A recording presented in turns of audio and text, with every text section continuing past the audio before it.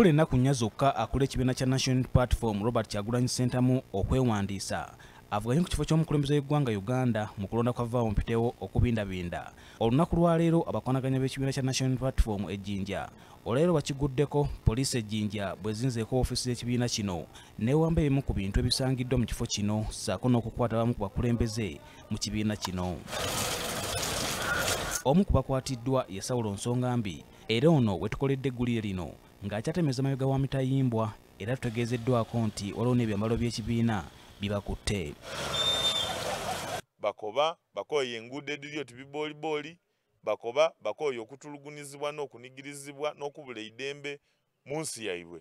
You tell us, I challenge you for any debate. Mutukobere kawairo ki kemusinzire mu Ogema Nsongambi okumuta ku poliisi. If okuba aba National Unity Platform oba People Power team sango because buli muntu alina kyayenda. Ekisintu ekitukusinga okutwendamiza mu mitima n'okuba nti bake baifa ba NRM bo balikola ebyo bali kutambulanga bebenda bali kwambala bebenda ngezira liba kuba ku mikono. Ebyo bibadde bikyali awo ssentebe wa National Platform kitundu kya Buganda Oweekitiibwa Mathias Mpuuga Nsamba n'atongoza ekifaananyi kya Robert Kyagulanyi Ssentamu kyagenda okukozesa mu kampeyini.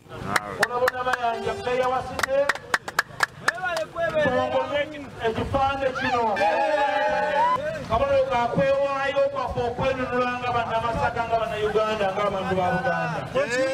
Mwebereremu munywere obuwanguzi buli kuwaffe ne Katonda ali kusayidi yaffe. Balina embuto muzijjeyo abasobola okuba obusefuliya, abasobola okuba akalulu, ssaawa 5 Honorable Kyagulanyi Ssentamu agenda kuba yeewandiisa.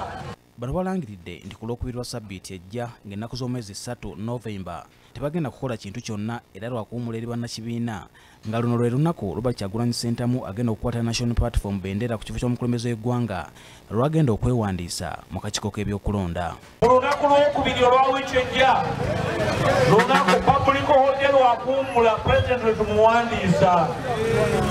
Embeera yabaddewo yonna ey'okumulemesa twagimaze era batuwadde ekikakasa nti bwakwewandiisa mu mbeera yonna. Basaba ne bannyabo olulangirirwa mukyala luwangulwa. Njagala kubayita mwenna abakyala abatunda emmere, abakola mu butale, abakola emirimu gyonna mujje. Olutalo nga luwedde luyambale mule. Ewawo bibadde mu bitundu eby'e Masaka